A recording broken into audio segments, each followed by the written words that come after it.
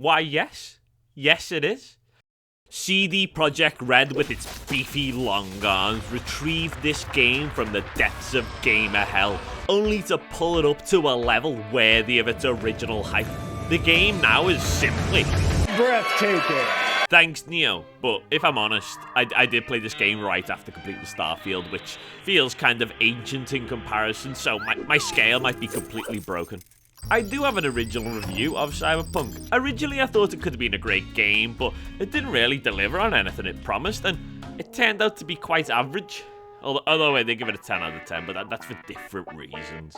Now, the top dogs at CD Projekt Red have gifted us with a healthy amount of updates and new DLC, so it's only right to have another look at the game. So, first things first, yes, the game still looks great. It's probably still the best looking game out right now. They've added ray reconstruction, which is apparently a better version of ray tracing, but if I'm honest, I can't tell.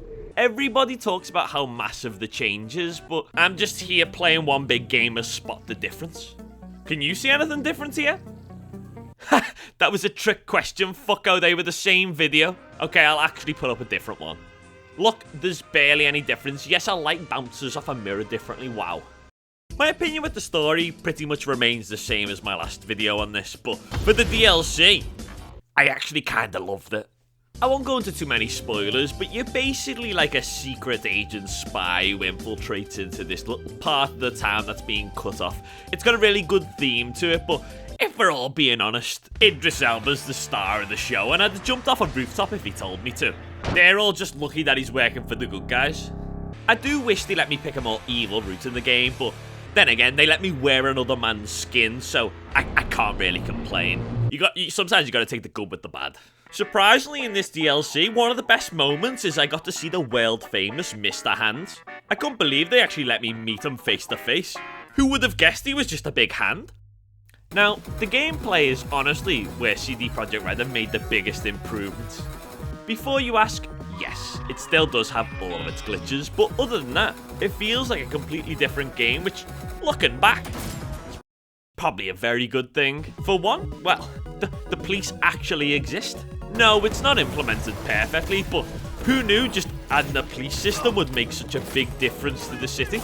No longer am I terrified that big policeman's gonna spawn behind me every single time I get a single star in the game. No, you gotta drive up like the rest of us peasants, you're not a wizard anymore. My favourite change by CD Projekt Red was actually made to the clothes, skill tree and cyberware system. Now skills are just way more impactful. Each skill seems like it does something and it's not just a normal 5% boost on damage. They even let you add your skill points and take them out whenever you want. This means you can mix and match and find out what works best for you. With clothes, they've completely got rid of the armor system on them, which is perfect because now you're not wearing some weird scattering of clothing. Armor's now tied to the completely overhauled cyberware system, which is just so much better. Each piece of cyberware has an armor rating and a capacity number. This limits how much cyberware you can put into your body until you level up. It actually promotes you to use cyberware. I remember in the past, I didn't even need any. I think the only cyberware I had was for the eyes because you had to have it. They also added a bigger variety of cyberware you can add to your body, which makes it more interesting. I was a big fan of the rocket arms. I'm a big rocket boy now. So, since the new update and DLC, I think it's really fixed a lot of the issues I had previously with the game.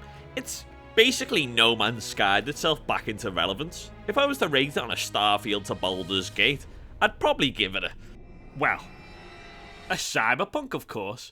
What else do you think I was gonna give it? I've already given the original game a 10 out of 10, but we all know what that was for, don't we, fellas? That was because of the tip.